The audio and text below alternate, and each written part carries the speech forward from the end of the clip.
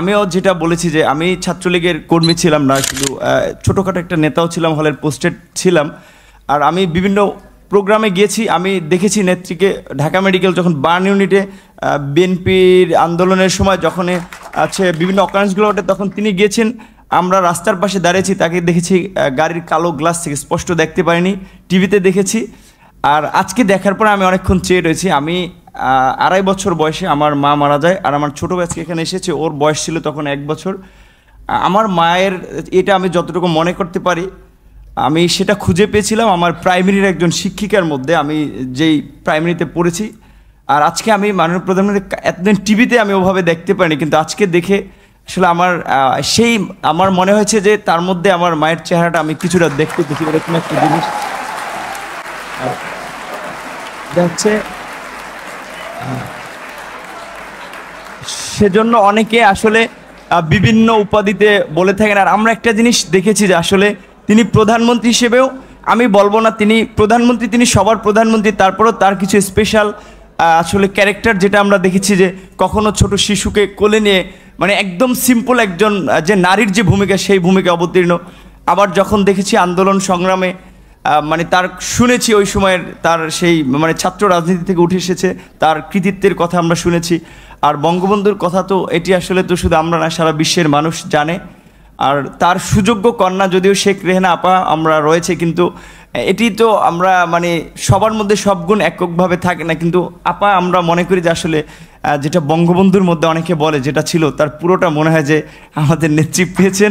আমার আপার প্রতি অনুরোধ থাকবে যে আসলে অনেকে যেটা আমি আপা বলতে চাইনি, কারণ আমি আসলে মানে মায়ের ওই জায়গাটাকে তাকে দেখতে চেয়েছিলাম, কিন্তু সবাই ছাত্রলীগ আমিও যেটি করেছি সবাই আপা আপা বলে, এই জন্য আমার মুখ থেকে ঘটনাটা বের হয়েছে যে আমার ছাত্রলীগের ভাই বন্ধুরাও কেন যেন আমাকে আসলে জামাত শিবির বানানোর জন্য তারা খুব একটি অপপ্রচার করেছিল তাদের ছাত্রলীগের এতগুলো এরকম একটা পোস্টে থাকা অবস্থায়। আর আপনারা দেখেছেন যে আমার পরিবারের আমি আশা করি যে মাননীয় প্রধানমন্ত্রীর কাছে আমার পরিবারের সকলের মোটামুটি একটা তথ্য আছে, সেখানে দেখেছেন যে আমার পরিবার আসলে মানে পুরো পরিবারে ছিল আওয়ামী ব্যাকগ্রাউন্ডের। কিন্তু আসলে আমি অনেক কথাই বলতে চেয়েছিলাম, কিন্তু আবেগ ভালোবাসায় অনেক কিছুই ভুলে যাচ্ছি।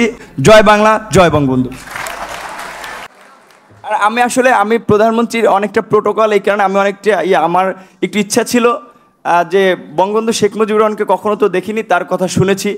আর তার গান যেটি আমি ক্লাস 5-এ একটা গান খুব ভালো লেগেছিল, আমাদের স্কুলের মাঠে মুক্তিযোদ্ধা সংসদ সন্তান কমান্ডের আয়োজনে একটা প্রোগ্রাম ছিল, ওখানে এরকম একটা গান ছিল, যদি রাত পোহালে শোনা যেত বঙ্গবন্ধু মরেনি, তাহলে আমরা পেতাম জাতির পিতা বিশ্ব পেত মহান নেতা, এরকম একটি গান। আর বঙ্গবন্ধুর প্রেমে তো সবাই পড়েছে। আর যেহেতু আমি বলেছি আমার মাকে আমি সেই 2.5 বছর বয়সে হারিয়েছি, আমাদের প্রথমে আমার ইচ্ছা ছিল যে আমি মাননীয় প্রধানমন্ত্রীকে, যেমন ভারতের নরেন্দ্র মোদী আমরা দেখেছিলাম মাননীয় প্রধানমন্ত্রী যখন গিয়েছেন কোনো রকম প্রোটোকল ব্রেক করেই তিনি তাকে ওয়েলকাম জানিয়েছিল, আমার একটা ইচ্ছা ছিল তাকে মানে একদম ঝটিকা আগে তাকে সালাম করাটা। কিন্তু আমি ভাবছি তার পিছনে যেহেতু তার নিরাপত্তা রক্ষীরা রয়েছে সেটা বিঘ্ন ঘটবে কিনা, এই জন্য আমি যাইনি।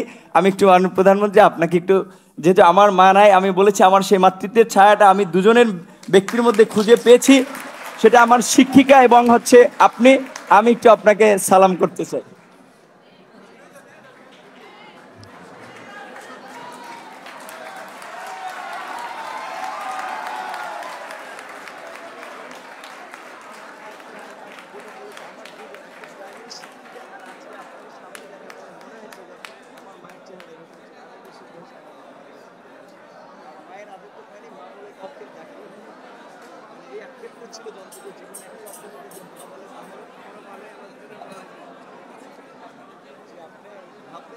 ছিল আপনি আমার এই গ্রুপে এসে কথা